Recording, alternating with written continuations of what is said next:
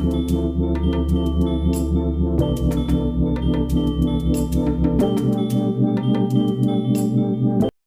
evening, everyone.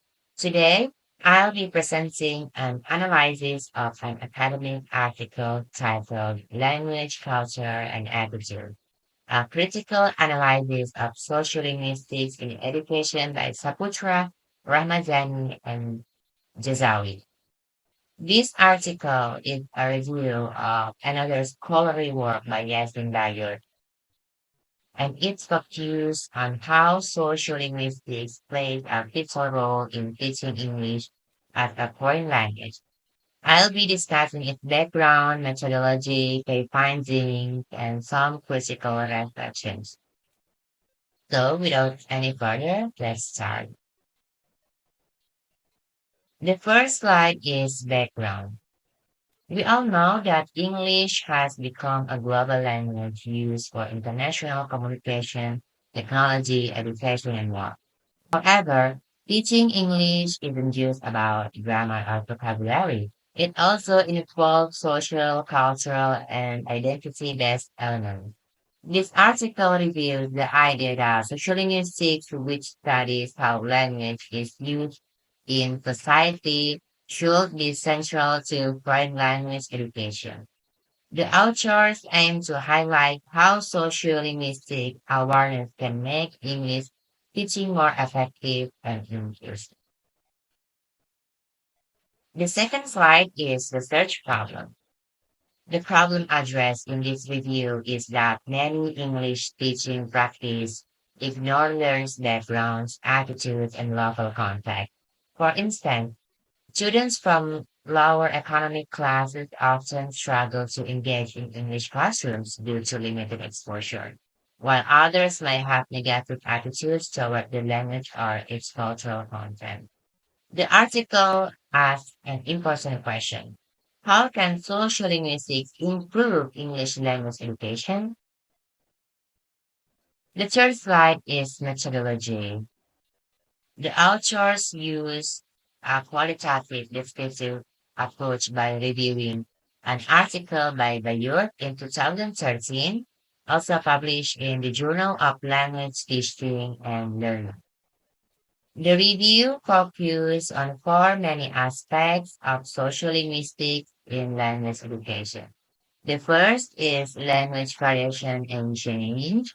The second is language attitude. The third is language and culture. And the last fourth is language planning and policy. These areas are supported by 44 academic reference, making it a strong literature-based analysis. And the fourth slide is finding. The article shows that students' social backgrounds, such as their family, economic status, or exposure to English affect how well they learn the language. It also emphasized that positive attitudes toward English help students engage better in class. Cultural understanding is also essential. Students learn more when they understand the culture behind the language. Additionally, language planning are the decisions made by government and institutions affect how language are taught and valued in schools. These findings connect social linguistic theory with real-world classroom challenges. The fifth slide is discussion. There are several strengths in this article. The writing, simple and clear.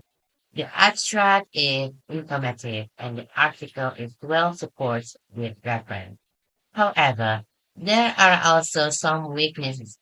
For example, it lacks detailed explanation of some sociolinguistic concepts like code switching or diglosia. The keywords list are not well integrated in the content. Structurally, the article skips expected academic elements like a properly resolved section.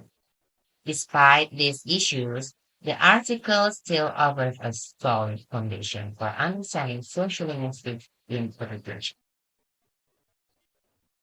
The sixth slide is application and future research. This article can be applied in several ways.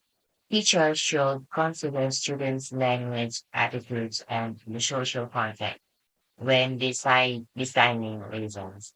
Also, governments and institutions should support language policies that embrace diversity. For future research, scholars could study how multilingual classrooms handle identity and communication.